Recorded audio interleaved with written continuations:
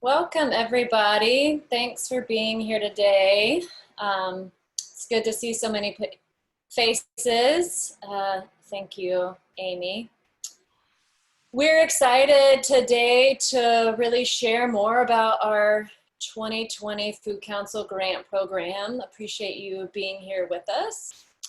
I'm Jenny Knight, part of the Community Food Strategies team, and several of our team members here, and I think we have about 35 people signed up to be here today, and we had about 25-ish people last week, which was really great. We had some good time for some questions at the end, but we're trying something new this year. So we just wanted to take this time to share it with you and invite you into this space. So thanks for taking some time. Go ahead and switch the slides. We have a real team effort here. And Amy is here sharing our screens today. Jared is here helping us with the chat. So feel free to go ahead and introduce yourself and who you're with and how you're doing today in the chats. Many of y'all know us and that we like to get a lot of our voices in the space. And since this is more of a time for us to share information with you, we're going to be doing more of the talking today and have about 20 minutes at the end for more questions and more of your voices. So go ahead and say hello in the chat, write your name, who you're with, how you're doing today. And as we're doing that, we wanted to open with this quote that kind of speaks to me right now and speaks to some of this process around these microgrants. So this is from Reverend Angel Kyoto Williams. She says, without inner change, there can be no outer change. And without collective change, no change matters. And we're at a time right now where we're really sinking in with absorbing what's going on in our world and our society and managing multiple pandemics and really sinking into what our community needs. So thank you for taking some time to be here. And I see that we're having a lot of people from all across the state. So if you'll switch to the next slide, Amy. We like to do this visual. So those of you that are on Zoom, we're gonna ask you to go up to the top of your screen under the View Options tab and scroll down to Annotate. And there you can click a stamp, a heart or a star or a check, and just let us know where you're coming from today. What part of the state are you representing? So we have many of our team, Jared and Megan and Lindsay and Amy in Dallas. We also have Sarah Daniels out east, Nicole out in Nashville, Buncombe County, Chester up in Halifax, ABC2, Lindsay Stockman up in Catawba, Lee in Brunswick, Tara Gregory in Chatham, Rebecca Dobbins, new staff at Greater High Point Food Alliance, a lot of this. So thank you all for being here today. We appreciate it. There's a lot of you in the mix. And Lashana from our team as well. So I like all the hearts and stars across the state. So we want to also introduce the rest of our advisor team. So we've been doing a lot of work on this. Go to the next slide, Amy. On what our microgrants look like this year. You'll have to go up and delete all the annotations, although I like the hearts and stars across all of our slides. That's nice.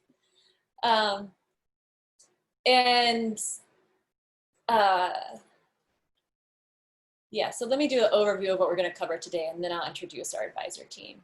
So we're going to talk about shared gifting, which is the process we're going to use for our microgrants, what we hope to accomplish out of these microgrants. We're going to go into a brief lecturette and some experience around implicit bias, and then we're going to give you the real logistics of this microgrant session today and have some time for Q&A. So that's what we're going to do today. And we've been working on this for a little while now, and we have an advisor team of 9 folks across the state that have been helping us. The next slide, Amy. And we just want to thank them and their time.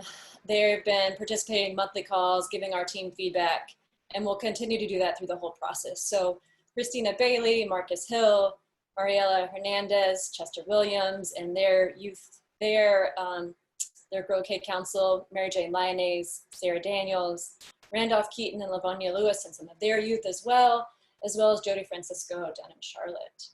So big shout out to them and thank them for their participation and support and real insight into making this work for you all. So let's go ahead and get into it. Glad to hear a lot of you are doing well today, appreciate it. And y'all know how we roll. We wish we could hear all your voices right now, and we're just gonna trust you guys are doing good work. You're breathing in good air, and you're with your community.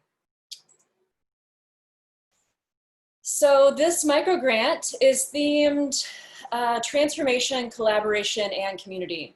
All those things matter to us right now, and they're really important for our collective work in this network. And we're inviting you into this new process, and we think it's gonna create a stronger network for us and lead to some really important conversations and learnings and collaborations. So to explain more about what shared gifting is, we're just gonna go ahead and watch this video. It's a 4-minute video, and it's from the folks that we've been learning from, RSF Social Finance. So let's just go ahead and tune in and listen to this for the next few minutes. Questioned assumption of philanthropy is that if you have the money, you are the one who gets to decide how to give it away. Leveraging community wisdom in grant making, we find not only does it create better outcomes, but it builds community, it builds trust, and so it creates a system that's not focused on profits and competition, and instead is focused on communities and collaboration. My name's Kelly Buell, and I'm the Senior Director of Philanthropic Services and Organizational Culture. RSF is a nonprofit financial services organization aiming to shift the power dynamics of philanthropy by giving control of grant funds to grantees through our shared gifting program. The first half of the day, we spend time doing personal and organizational storytelling so that the groups feel like they're in a room full of like-minded human beings who actually are working toward the same purpose that they are. And then the second half of the day, we have them review each other's proposals and ultimately make the funding decisions based on their knowledge and wisdom as leaders in the nonprofit community. The constants that we always see in meetings are that there's a ton of collaboration that happens. As they read each other's proposals, as they're talking at the breaks, you know, they're saying, do you know this person? Have you met this person? Can I introduce you to someone? They come away feeling very empowered. They feel trusted. They're inspired by each other's work. They now have 12 new colleagues in the field that they can reach out to for coaching or support. Yeah, so typically the way the grant process works is you get a request for a proposal, and then you submit that paperwork. Then you're notified whether you get the grant or not. And so it definitely was refreshing to walk into this space and not feel that same level of competition around fundraising. My name is Carissa Lewis. I am the Executive Director at the Center for Third World Organizing. My name is Erin Carey, and I am the Director of Advancement at City Slicker Farms. Yeah, we both participated in a shared gifting circle. Our youth crew is actually the program that we sought funding for through the Shared Gifting Project. The kids are able to tend the gardens and grow the produce, and then they work in the kitchen, actually prepare what they've grown. So it's special when you grow it yourself. RSF is one of our funders, but it's interesting because I don't think about the relationship quite that way. I think when you say the word funder, it implies, you know, a certain relationship, a certain power dynamic even that isn't there with RSF, given the way they chose to structure this shared gifting program. The philanthropic sector really needs to reinvent itself. I think we sort of lock into this is the way it's done without really questioning what it is doing to the organizations, and is it helping or impeding their ability to really just get the work done. And I think to practice that equity and to release and shift that power is supremely important right now. My name is Diane Hosey, and my role at the Embry Family Foundation is philanthropic outreach. The Embry Family Foundation got involved with RSF and was introduced to the idea of shared gifting because we're very interested in experimentation and new ideas about how to be impactful. We thought we would give that a try. Yeah, I think this gifting circle is an invitation to really trust the folks who are on the ground doing the work. Really being clear about how foundations want to shift some of those dynamics, this is a really beautiful opportunity to do that.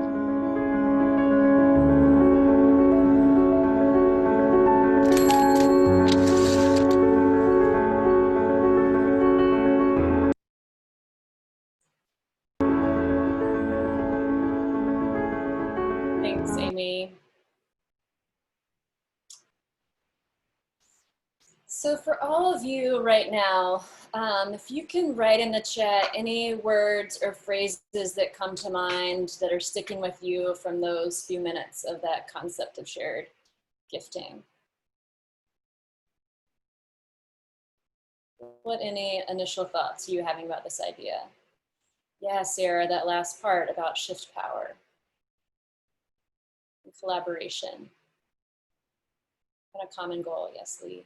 Community, trust, empowerment.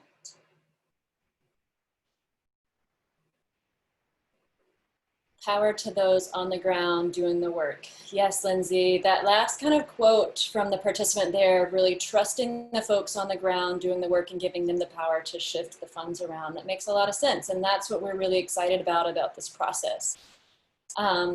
So thank you for taking the time to listen to that, and all those things come to my mind too when I think about this process. So let's go ahead and switch to the next slide. What do we hope to accomplish with this? All those things you just named, but really what we're hoping for our 2020 microgrants for food councils is to, one, have community groups like you all, have the funds and resources to really do the equity-based food work that you're already doing in your communities. So having the resources to advance that work.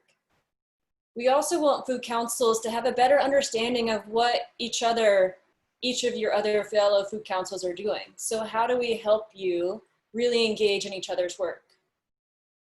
And as you guys may remember in some of those conversations in that video, they're working to better understand each other and have a deeper knowledge of each other's work.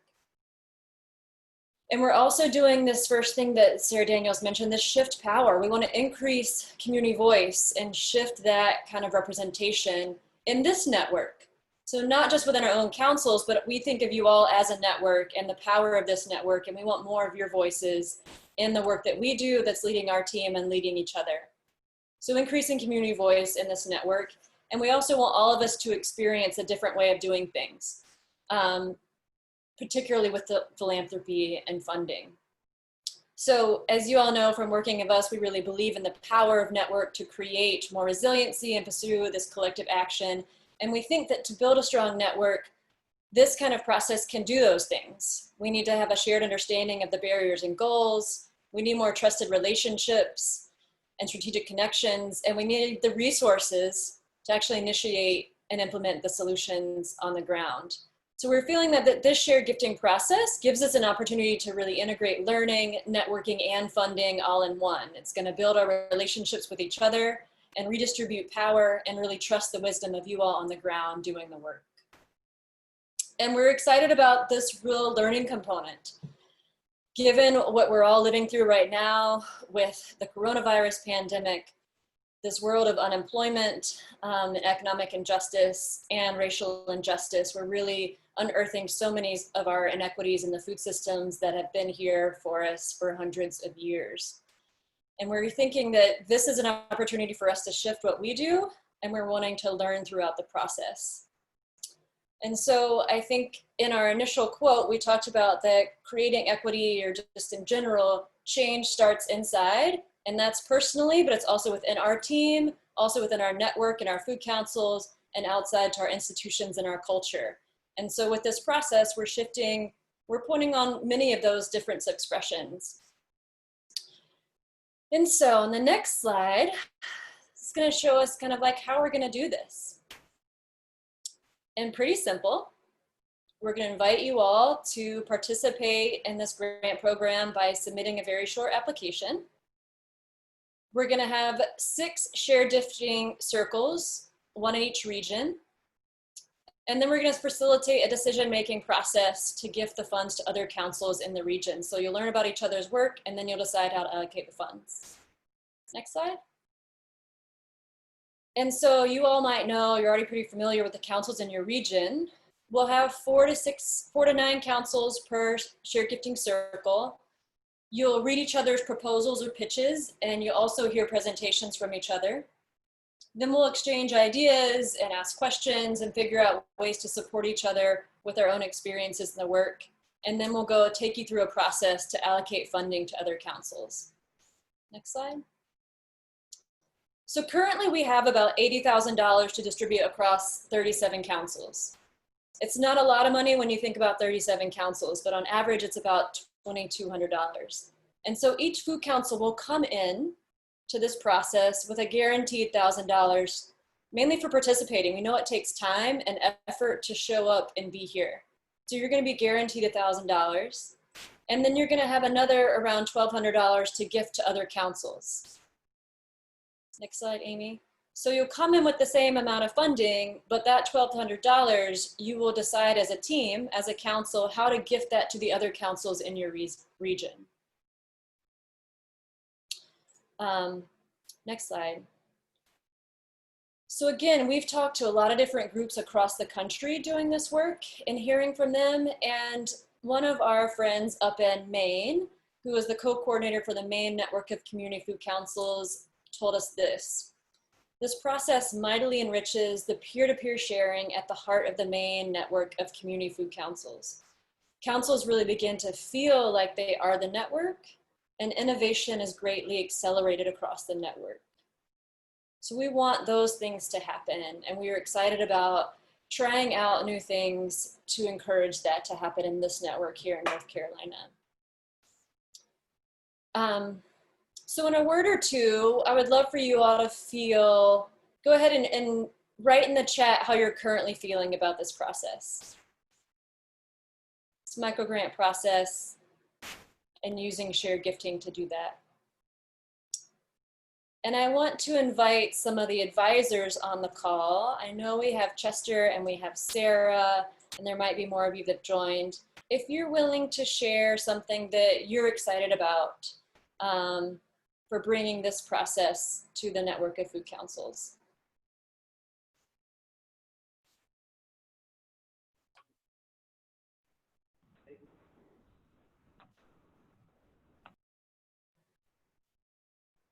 I'll be Sarah, happy you to willing? share. Yeah. Thanks. Yeah, for me, I'm really excited about the ability to tap into our regional connections more deeply. I appreciate everything Community Food Strategies is always doing to keep us in touch with each other, like quarterly calls. But to be honest, over a phone call or even a Zoom conversation, I don't often remember who's who and who's working with which council and what are they working on right now, just because there are so many people involved and so many great things happening. And I think in order to really feel in relationship with other folks, that we need something that causes us to really chew on things together and build our understanding of who's who at a more interpersonal level. And so I'm really excited about this process and what it's going to do to deepen our relationships in our region and strengthen the idea that we're a network that can exponentially support each other's work. We're not spokes on a wheel that all have to go through Community Food Strategies folks all the time, but we can directly build relationships with each other and support each other in that way. So I'm excited about all of those aspects. Thank you, Sarah. And I echo everything Sarah just said about building or strengthening those deepened relationships in our regions to get to know each other better. As in the region I'm in Eastern North Carolina, our work does tend to overlap, but we don't get to have that conversation or really talk to each other about the work that we do. So this gives that opportunity to really look at what we're doing in our region, look at some commonalities, and look at opportunities that we could do to grow. And even a regional food council may be possible out of this in those conversations. But it gives us the opportunity to really link together more in the work that we do. Thank you, Chester. Yes, indeed. And thanks for those of you in the chat saying that you're excited. We've talked about this for a while, so you're ready to do it. Yes, we are too. We're ready to just try it out. It's going to be a great experiment. People are intrigued, they're interested to learn from other councils, visionary, good exercise in collaboration, and again, excited. But this will be super beneficial for the work we can accomplish regionally and across the state, really echoing what Chester is just saying. Thank you all for sharing those things. So now we're going to pass it off to Lashana for our next bit. Yep. Thank you, Jenny, for getting us started. And again, welcome everybody and thanks for being here this morning with us. I'm on a tight time frame, so I'm going to try to move us through a little bit of information and discussion around understanding and interrupting implicit bias. Start my timer. So I think first I'll say, we just at Community Food Strategies, we want to keep our commitment to using tools that help us frame our work with equity in mind. And so implicit bias is something that we all carry. I'm sure those words are not new to you, especially doing the work that you're doing. And so we all have implicit bias. And in the context of funding, it might cause us to unconsciously consider funding one group and not funding another. So we want to take some time to introduce and hopefully review it here so that we can work to interrupt it in our gifting process. So as the picture says, we can't change what we can't see. But when it comes to implicit bias, we can work to be able to see more things more clearly. When we're doing work around bias and racial equity, some discomfort might come up for some of us. And so practice just sitting with that and continue to try to stay present as we go throughout this short presentation. I would say sit back and listen to me talk, but actually I'm going to say maybe lean forward and think about questions that you might have as we go through this. You can go to the next slide. So I'll read this problem to you. A father and son were involved in a car accident in which the father was killed and the son was seriously injured. The father was pronounced dead at the scene of the accident and his body was taken to the local morgue. The son was taken by ambulance to a nearby hospital and was immediately wheeled into the emergency operating room. A surgeon was called. Upon arrival and seeing the patient, the attending surgeon exclaimed, "Oh my God, it's my son." Can you explain this? So I'd like for you to just think on that for a couple of seconds. And I'm going to call on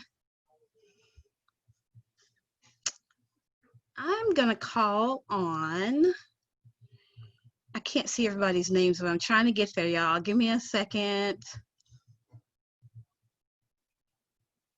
Rebecca. Can you explain this? Unmute yourself, love.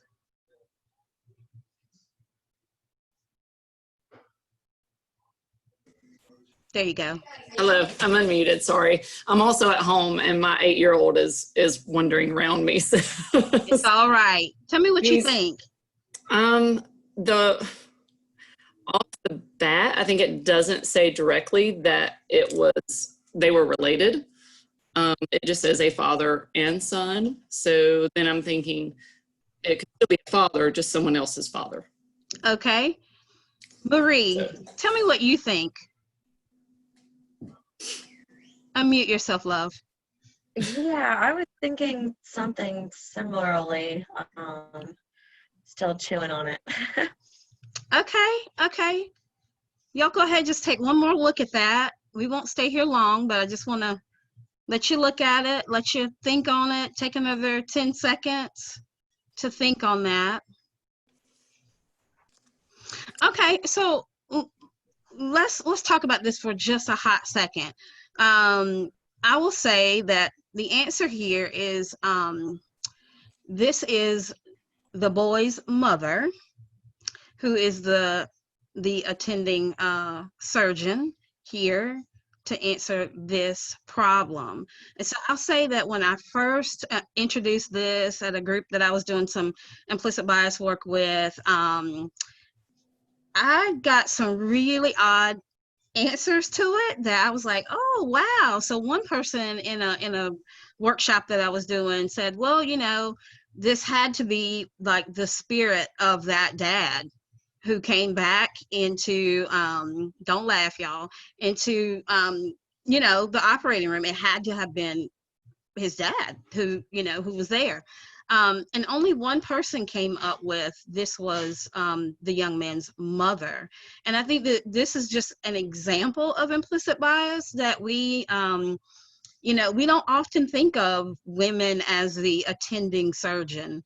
You know, of course, the answers that I've received over time doing a workshop would be, you know, well, perhaps he had two dads. And so, you know, the one was killed and then the other dad, was the one in the operating room. But I just wanted to put that out there, let y'all think on that one really quickly. Go ahead to the next slide, love.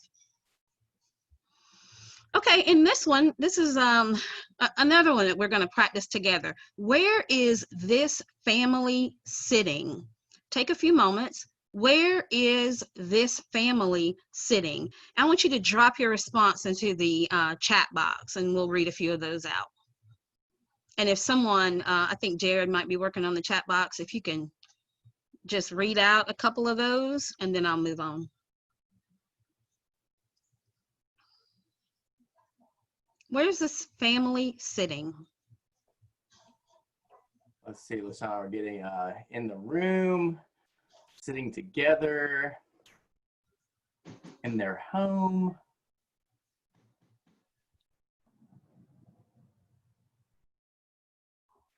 Okay, maybe one more, Jared, if you see one more. No? That's all we got for now. That's all we got. Don't overthink it, friends. Let's do one more. Hey, Where is this family? It looks like my living room. We have a living room. Okay. Okay. Great. Thanks for participating, y'all. Go ahead to the next slide, love. So when scientists show a similar sketch to people from East Africa, a culture containing a few angular visual cues, the family is seen sitting under a tree. Y'all go ahead and re-look now. Take another glance. The family is seen sitting under a tree. The woman is balancing an item on her head. Take a look at that. Westerners are accustomed to the corners and box-like shapes of architecture.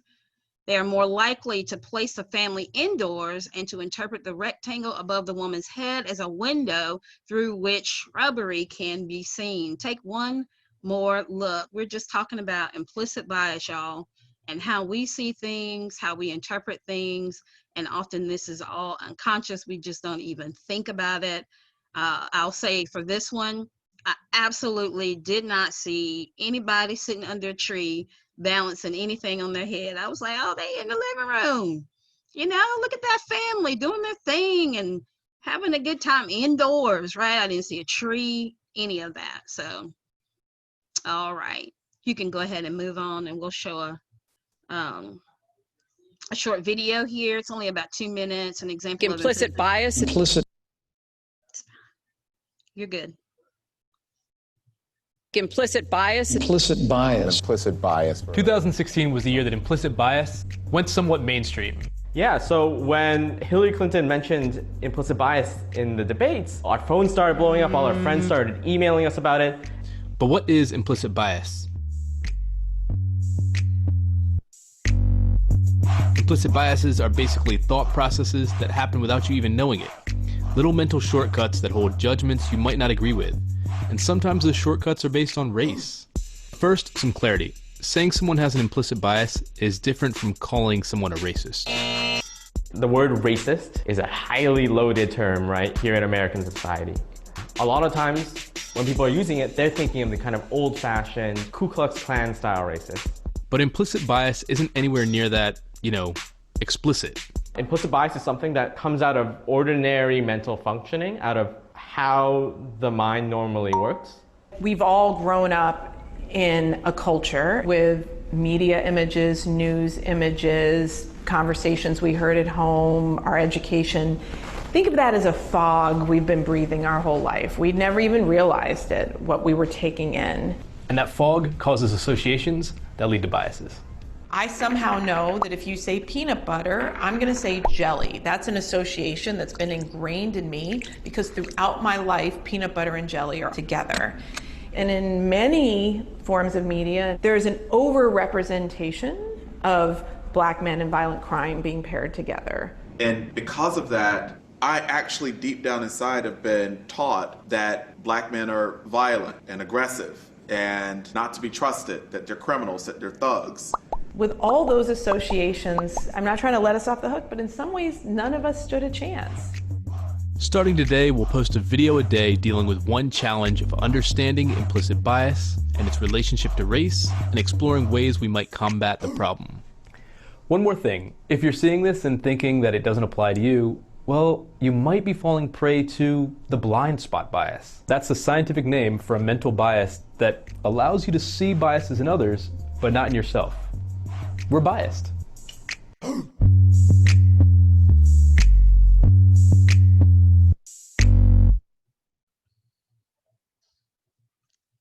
Thanks, Amy. Yep. So what is implicit bias? You heard some of it on that short clip we just read, but it refers to the attitudes and stereotypes that unconsciously affects people's perceptions, actions, and decisions. Just think on that for a moment. Only 2% of our emotional cognition is conscious. The remainder lives in our unconscious networks where implicit racial and other biases reside. Bias messages can be framed to speak to the unconscious. As they stack up, the brain uses rapid cognition to assess the humanity, threat, and worth of other human beings rather. More concretely, the prefrontal cortex lights up when we see someone as highly human, but it fails to activate when we dehumanize people. Implicit biases often stand in opposition to a person's stated beliefs. I'm gonna read that last line one more time.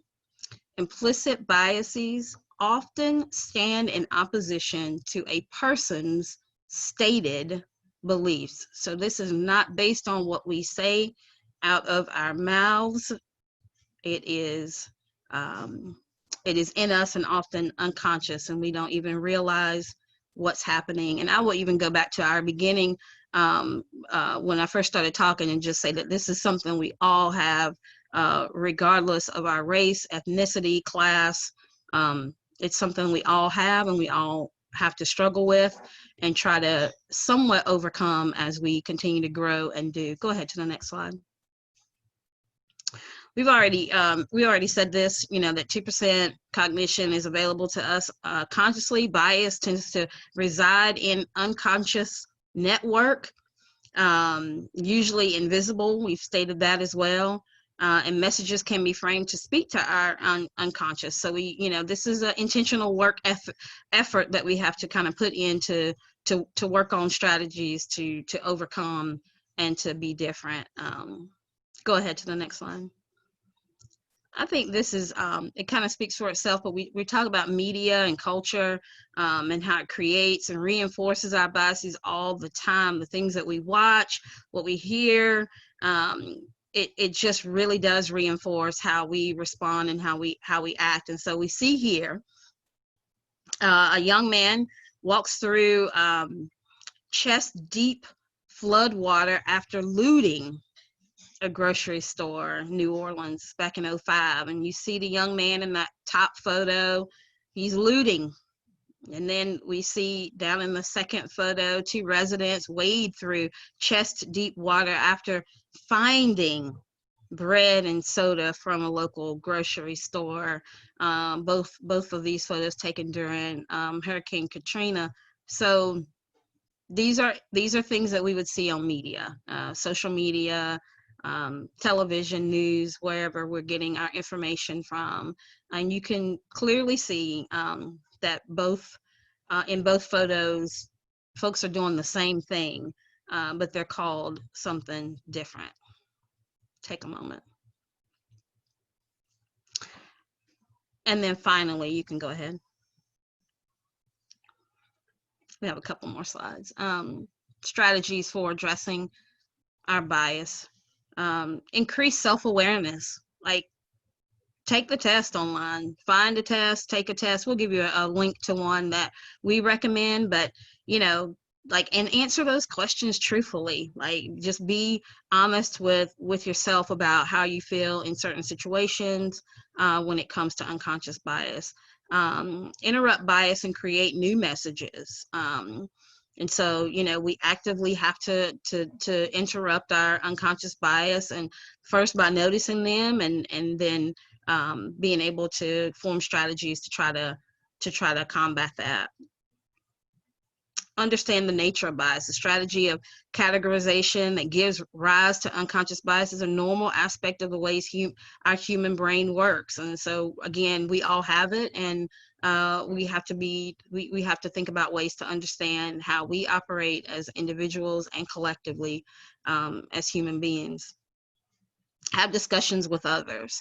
I often tell, I work with a group of women, and I often tell, in particular, white women that just, often have a hard time with some things in society. So we're often talking about, sometimes folks will clench their purse when they come in contact with a person of color in a store, or lock the door when they're riding through certain neighborhoods, or this or that. And so I have those conversations with folks. I'm like, I was in the grocery store, the other day, and I actually held my purse a little tighter when I saw a person of color approaching me. And I want help with being able to identify that and change the way I respond. Facilitated discussions and trainings, certainly something like this, or, a longer facilitated conversation or training around unconscious bias can be helpful as well. Okay, next slide. And then finally, here's a test that we recommend. Certainly you'll get a copy of these slides, and you can take a screenshot of that, but you can take that test, and like I said, just be honest. Practice your awareness in your day-to-day. And then, also before entering a shared gifting circle, take a pause and ask yourself, what are my biases towards these groups of folks, and how can I disrupt my autopilot thoughts so that I can genuinely see and listen. Genuinely see and listen. With awareness, you can replace biases with receptive listening and affirming thoughts as well. But that does come through listening and seeing folks where they are. And before you decide on how you will give funds, take another pause to consider your short list and whether or where biases are showing up for you, for your group, in your community. Take an inventory, take a moment to reflect, take time to do it right, so that everyone can benefit from this new experience that we're in together. So I think that's my last slide, and I just want to open for a few moments for a couple of questions if anyone has any.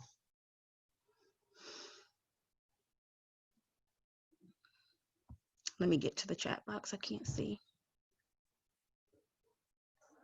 Any questions? Okay, I don't see any yet. I'll make another 10 seconds for any questions anybody might have. Drop it in the chat box, unmute yourself. Any questions? LaShawna, I'm just curious if you have any tips for us as we look at implicit bias resources before doing a shared gifting process, because I know that we're going to be weighing our shared gifting decisions on a lot of different criteria, and some of them are very practical things like feasibility of a project, or some of the other structures for success that folks may or may not bring to the table when they put a proposal in front of us. How do we weigh sort of practical considerations with other considerations that might be more prone to implicit bias? Yeah, I think, certainly continuing to be aware. So, is that another sort of awareness training? Is that a 2-hour conversation where, really, really digging deep into, funding and how other community members sort of engage in funding, the language that we use around funding. I remember just being like a grown up before I understood what, a RFP was and all the things around our sort of our normal way of funding. And so I think really, really being aware of how communities show up around money, around projects, and getting those voices to the table, getting those, hearing from folks and taking some time and not rushing to do those things. But yes, to answer your question, I think, we've got plenty more, this is like a 20-minute situation that I had today, but there's plenty more conversation that can be had and ways to kind of get at it. So I'd be open to those conversations. And I'm sure any of us, Community Food Strategies, will be open to helping folks think through kind of ways to like suppress that implicit bias and really elevate this newness and this way of being together in a different way. Thank y'all. I'm going to pass it off. I'm not sure to who. That'd be to me. Thanks, Lashana. I think there is one question in the chat if you want to respond in the chat. But we are going to talk about some logistics of this process. So as Jenny mentioned, this is new for our team and for the network. So a large part of what we're going to be doing this year is around learning and trying to lean into new ways of doing things.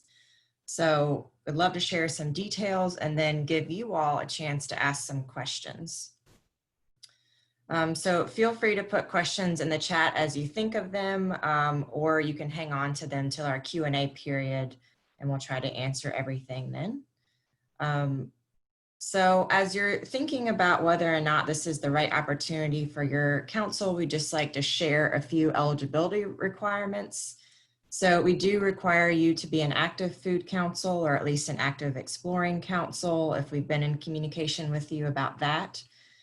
We ask that you be engaged in the network. So this can look a few different ways and hopefully you're engaged in multiple ways. But this is joining quarterly network calls for your region, doing a council check-in during the year with a community food strategies team member, and then joining a statewide or regional gathering in the past. And we have these few parameters because we do have limited funding, but we also want to make sure that our primary goal here is building connections across the network. And so we really need folks to be engaged in order for that to happen. Next slide, please, Amy. So here are a few ways that you can get engaged in our network.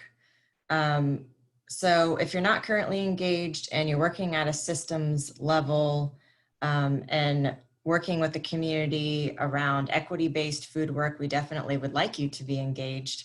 So if you get involved now, you could be part of the funding in the next round. So we have a link to a map here where you can see current food councils. There's a statewide listserv for food councils that you can join. And we make a lot of announcements through that. We also have a quarterly newsletter you can sign up for. We've got some upcoming calls around COVID. We have some collaborative policy calls, and once again, those quarterly regional calls, and all this information can be found on our website. So you'll have all these links when these slides go out. Next, please. Okay, so what are we asking of you? We really would like 2 or 3 council members that can participate in the entire process. So there will be an orientation the week before your shared gifting event, and we'll talk about that more in a minute. So there'll be an orientation event and then the actual convening day. And this will all be done virtually this time. So you'll need to have an entity that can receive and distribute the funds for your food council if you don't hold your own 501c3 status.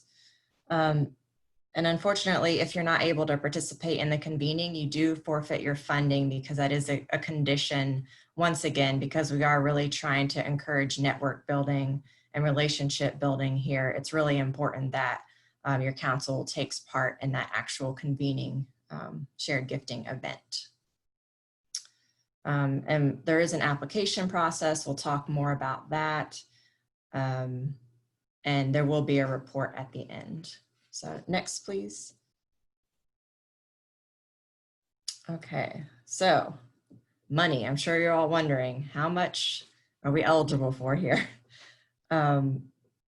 So as we mentioned in the past, the Community Food Strategies team has decided how to allocate funds after applications are submitted. This year, you all actually get to be the funders, but we still have to have some guidelines so that everybody, it's fair and everybody knows what they might receive. So the project's funds will be based on an amount gifted to you by other food councils. So just by filling out the application and participating in the event, you are guaranteed to receive $1,000 for participating. You're always free to gift that to other councils, but that is a minimum amount of money that your council will receive if you qualify with those minimum standards we talked about and submit your application and take part in the shared gifting day. You'll also have around $1,200 to gift to other applicants in your shared gifting circle, so in your region. So we suggest that you make your budget between $500 and $3,000. We're not going to require a ton of detail there because we realize this is kind of fluid and may change during the gifting day. So once again, if you want to participate and you don't want extra funds, you're totally able to do that as well. And you can just have $1,000 for participating. And if you have a project that needs funding, if you don't have a project that needs funding and you still want to participate, you're welcome to do that. You just won't have to go through the full pitch process during the day. Next slide. So we've tried to keep the application pretty simple because once again, this is about that relationship building time, and you'll actually be doing a pitch for your fellow councils during the shared gifting day. So a lot of the back and forth and really explanation of your project is going to happen during that day. But we do need an application just to make sure that you meet the minimum requirements. So it'll have your contact information, the organization that will be receiving funds. You'll talk some about the intended impact and how you want to use the funds, who you're trying to support in the community with this project, and whether or not they're engaged, particularly in decision making. A rough time frame for completion of your project, and a simple budget. So it shouldn't take more than 3 hours of your time. That's our goal. Next, please. So once again, this fall is when the shared gifting circles will actually get together by region. So usually these are events that happen in person over the course of a full day. Unfortunately, due to the pandemic, they will be online, but we're going to try to make them as interactive and interesting as possible. Fortunately, most of you all already know the other food councils in your region, so it's not like we're starting with scratch on relationship building, which is great. So on the Thursday before your event, there will be an orientation that will help you prepare and hopefully reduce the amount of time that we'll have to spend on Zoom during the actual convening, because I don't think anyone wants to be on Zoom for a long extended period during a day. So you'll have all the proposals from your region by that orientation day, or sorry, yes, during the orientation, so that you can review those. During the actual convening is when you will all make a pitch to the other councils. And you'll also have time to ask questions. You can exchange ideas, and maybe think about some collaborations down the line as a result of this process. So then based on all the proposals and pitches, you will distribute around $1,200 to one or more other councils. And you'll see the suggested final amounts in a spreadsheet set up, and then there'll be a potential for a second round and more discussion, and councils can actually move some of that around and redistribute the funds a little bit, so that until everyone agrees on how that's going to look. So our team will be on all of these calls and will guide you through that process and the discussion until everybody feels comfortable with the distribution.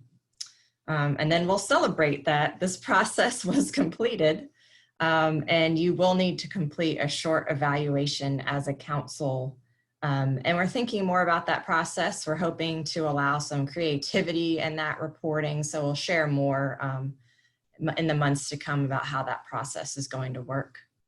And we'll also share the funding amounts and brief project descriptions with each region and across the entire state, so that everyone knows all the great projects that will be happening. And you should receive your funds to your council or your financial entity by the end of November. Next, please. So these are the key dates that you'll need to know throughout the process. So we plan to open the application on July 9th. So you'll get an invitation if you're a food council leader from your regional lead. And then we'll have some office hours of sorts online, virtual open talk time with our team. And that way you can come online if you have questions about the application or any other part of the process. So we'll have a couple of opportunities for that. And we may do full group or breakout rooms depending on who's on the call and what your needs are. So this is an important one. August 17th at 11:59 p.m. grant applications will be due. And then we should let you know by September 4th. We're hoping for a quick turnaround time. And you'll know that you do qualify with those minimum standards, that your application is good to go for the actual shared gifting event. And so then 6 weeks through September and October, we will have one regional gathering per region. So we'll talk more about those dates in a minute. And then in September 2021, your final grant report will be due, just so we have a sense of how these projects turned out. And next.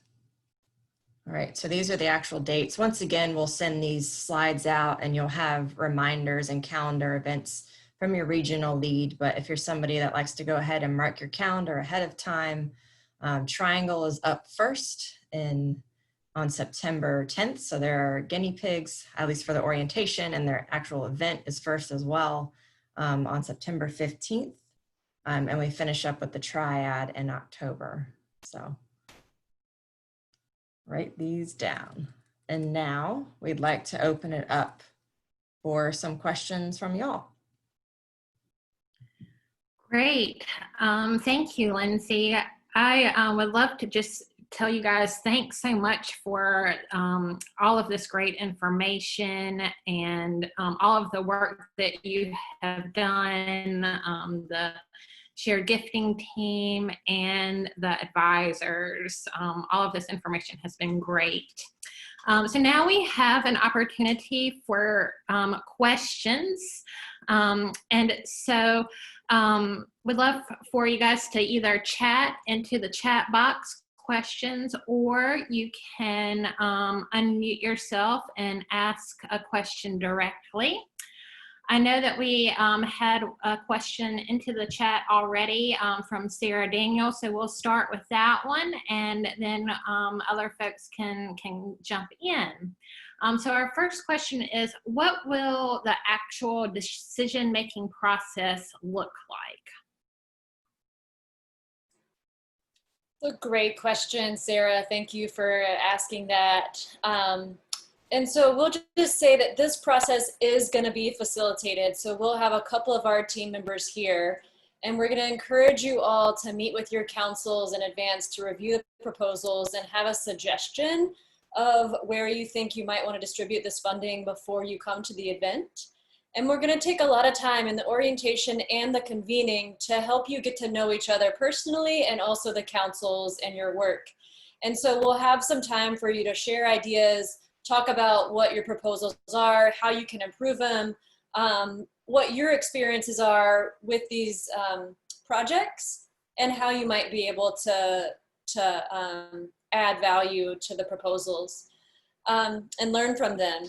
And so after we have a couple of rounds of discussion, I think there'll be several breakout groups during this time for you to talk with your council and to talk with other participants in the shared gifting space. And so after a couple of rounds of this, we will have kind of an open, available Google spreadsheet with each council and the funds. And then after some conversations with your council members, you'll put in what you think you want to allocate funding for each council. So you'll name where you want those funds to go. After that, we'll have a conversation about, each council will say why they chose to allocate those funds that way and any reactions you have to the amount of funding that you received. So we'll go through that process to hear from everyone. And then we'll break up with your councils again and see if you want to distribute funds. Like, okay, well, given that this council may have a lot more, do we want to shift funds again? Like, where would we want to, after we see what's been laid out, how the funds have been distributed, we'll have a chance for another round to change that funding. And we'll have some more conversations with participants on the virtual space. It's going to be more challenging because we're going to be virtual rather than in person, but we're going to do whatever we can and use all of our facilitation skills to manage more conversations with this. And so we'll have a couple rounds to adjust how funding goes and see how you guys are all feeling about the amount of funding you receive. And then if you all remember, some of you that have participated in our facilitation trainings, there is some tools that we use about narrowing and closing the decision. We'll use some of those tools in this space about what do we feel like is being left out? What do we feel like just generally where things are landing? And we'll help guide each region through that process of coming to a place where we feel comfortable with the decisions. And so it will be a bit of a fluid process, but we have some tools that we'll use to get us there. And then we'll have multiple rounds of redistribution until we feel like we're ready. And then see if we're all in agreement. We'll check for agreement multiple times throughout the process. So I hope that helps, Sarah. And team members, if you have any other things you want to add, feel free to plug them in here. Thanks, Jenny, for that great response. So we still have some questions coming in. This one is a very specific question. Lindsay would like to know which group, regional group, should their council be in? Should she be in the West, Central, Charlotte region? Is there a suggestion for her for what group she should be involved in?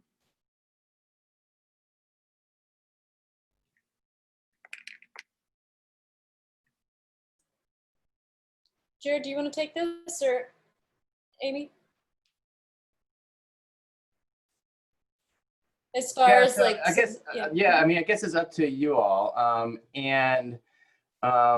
We kind of had this conversation recently, and Amy, I'd love to hear your thoughts too. I mean, the Charlotte group, there's, I think, 4 food councils that will be participating besides Catawba. So it's one of the smaller groups in the state. So I think Charlotte would welcome you there. You all are always invited to the Charlotte Regional Food Council regional calls. So I think it's kind of up to y'all, whatever dates probably work best for y'all, and whatever would be most convenient. I think either one would work. Yeah, I was gonna say something similar. Lindsay, I know you've been joining in the regional calls in the West. I don't know if you've also been attending the Charlotte calls, but if you feel a stronger connection to to one of those groups over the other. You're welcome to pick whichever you feel most comfortable with. But like Jared said, the West has about 6 councils and Charlotte has about 4. So I don't know if that will affect funding or if It doesn't affect funding. We appropriate the appropriate amount to each area. It's I guess it's just for the sake of time. It might be easier to go with a smaller group. But yeah, again, it's wherever is most convenient for you all and wherever you all feel like you fit. Thanks. The next question is from Sarah, and she is representing the Union County Food Council, and she is interested in knowing what sort of projects would we suggest a brand new food council should consider. And so some potential project ideas could include funding for a coordinator, network support, doing field trips, or having community conversations, dialogues, training and professional development, and also local foods promotion and marketing. Would the team like to share any other suggestions for potential projects for Sarah? This is Jared. Anything thinking about equity and policy, and thinking about food policies, policies that relate to food, health, and farming in your community that you may want to think about. How are those impacting in equitable ways, or think about new policies that could create equity in different ways in your food system. So I'd encourage folks to think about innovative ways to convene people to think about policy through an equity lens and do that in your community. Thanks for that addition, Jared. Any other questions? And feel free to unmute yourself if you'd like to ask directly.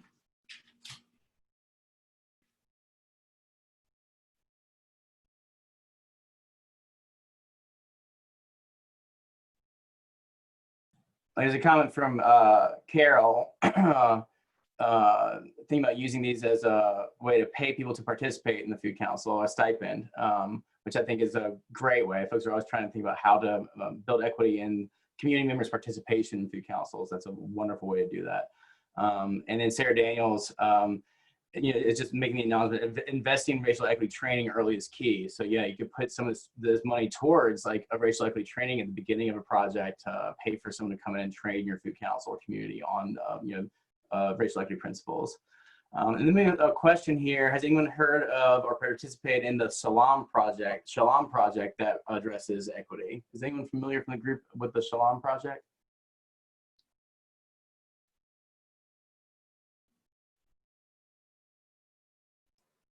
Tell us about it, Carol. Well, I don't know a lot about it. A friend of mine that's on the food council with us has been working with the Main Street Mission in China Grove, and it's a video series. I believe it is. It does have religious associations, but it is treating people with dignity, and some of the common themes that we've heard of in our workshops, back in December, and even the last one we had before, where you just don't decide what's best for a community. You work with the community members to see what they want and how to start dialogues and things like that.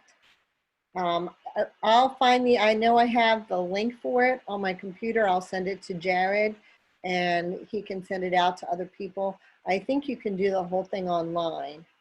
And I guess one of my other questions is, are food policy councils, I did see the email last week, are they putting in equity statements? Is how many people in this conversation have already added equity statements to their mission or their objectives?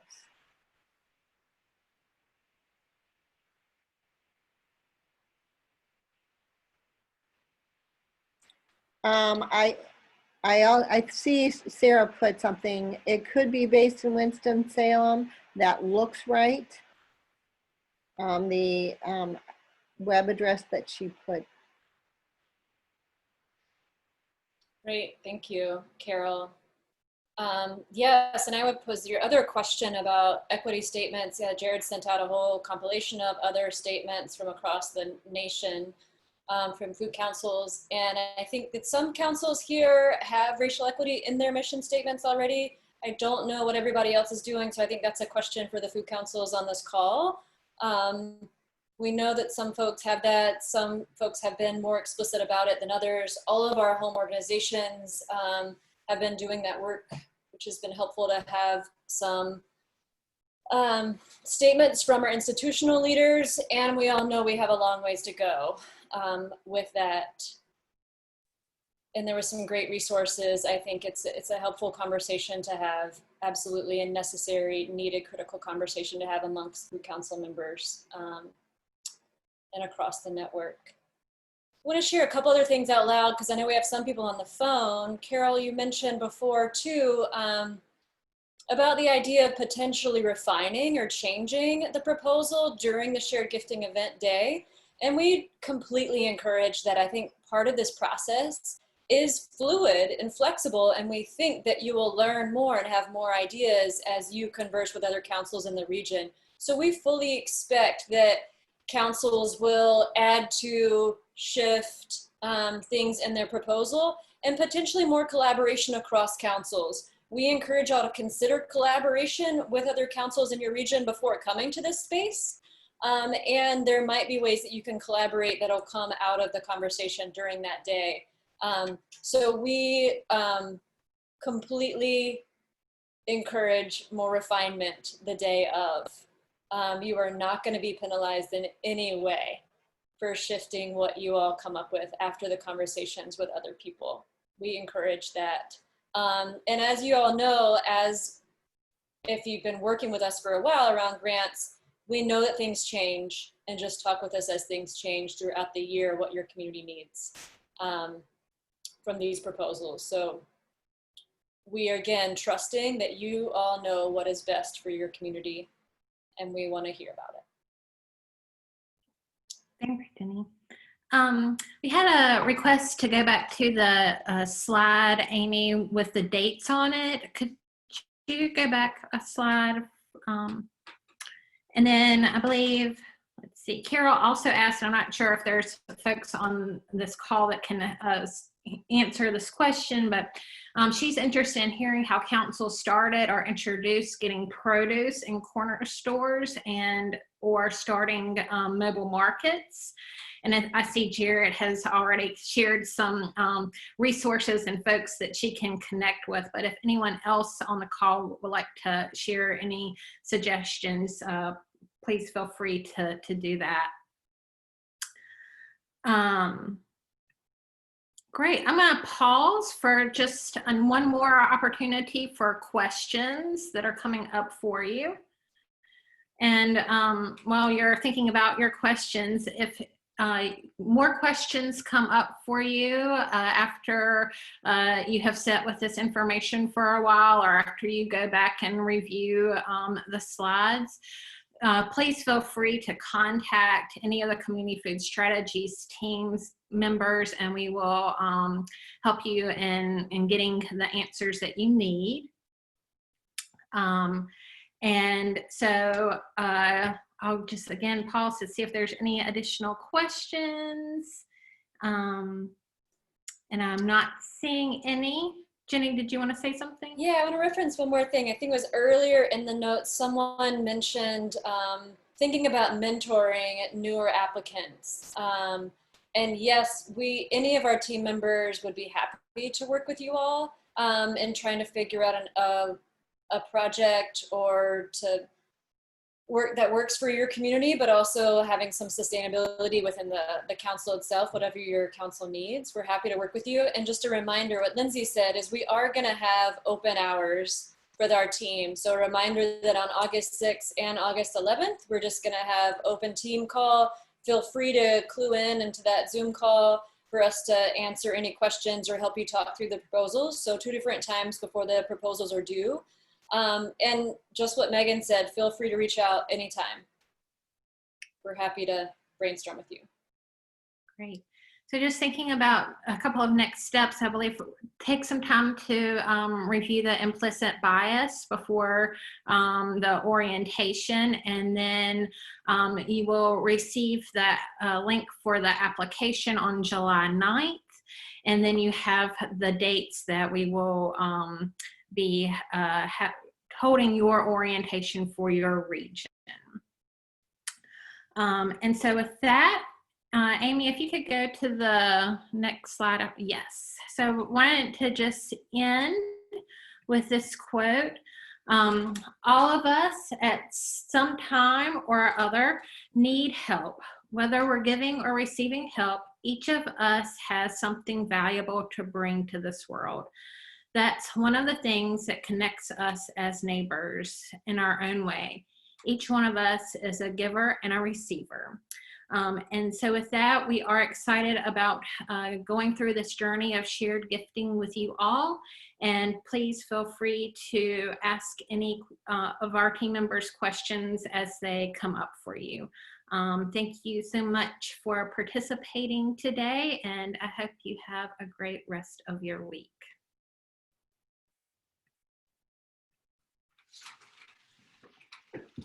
Thank you, everybody. Feel free to put in a closing chat how you're feeling right now. And again, like you said, thank you all to our team for being here and showing up, and thanks for all of your work that you all are doing.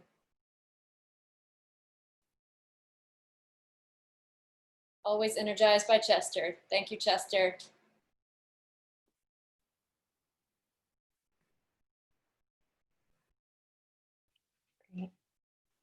Carol, we've got a lot of things in the chat. We're going to send you all these chats and all these different suggestions. So you got about 13.